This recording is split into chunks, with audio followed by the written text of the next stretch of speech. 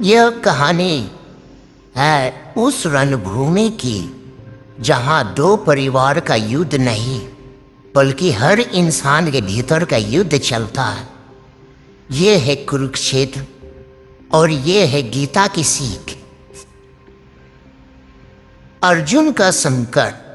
महाभारत के युद्ध की शुरुआत से ठीक पहले वीर अर्जुन अपने सारथी श्री कृष्ण की संगति में खड़ा है, पर सामने जब अपने ही रिश्तेदार गुरु और मित्र की सेना देखता है, उसके मन में संदेह और पीड़ा उठती है।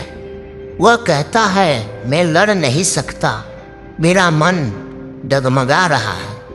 यह वह क्षण है जब जीवन अपने हर व्यक्ति को रोकता है और सोचने पर मजबूर करता है।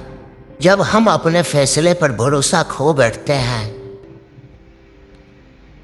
कृष्ण का उपदेश। तब कृष्ण कहते हैं, धर्म की राह कठिन लग सकती है पर भागना समाधान नहीं।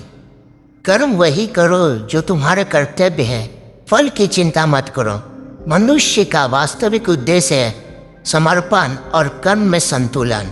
वे समझते हैं कि जीवन का असली युद्ध तो इंसान के मन के भीतर होता है, भीतर की शंका, इच्छा और अंत। इन्हीं से लड़ना असली वीरता है। कर्म योग की सीख। कृष्ण कहते हैं, कर्म करो पर अपने युगों और परिणाम की चिंता मत करो, क्योंकि जब आप अपने कर्तव्य को बिना किसी अपेक्षा के निभाते हो तब जीवन की हर चुनौती आपकी मित्र बन जाती है। यही गीता का सार है। जीवन का कर्म करना बिना फल की आस है। जो दिखता है वह वर्तमान है, पर असली युद्ध भीतर होता है।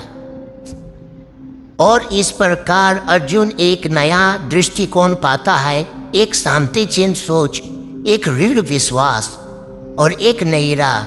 गीता हमें बताती है कि हर कठिनाई एक अवसर है अपने आप से बेहतर बन जाने का।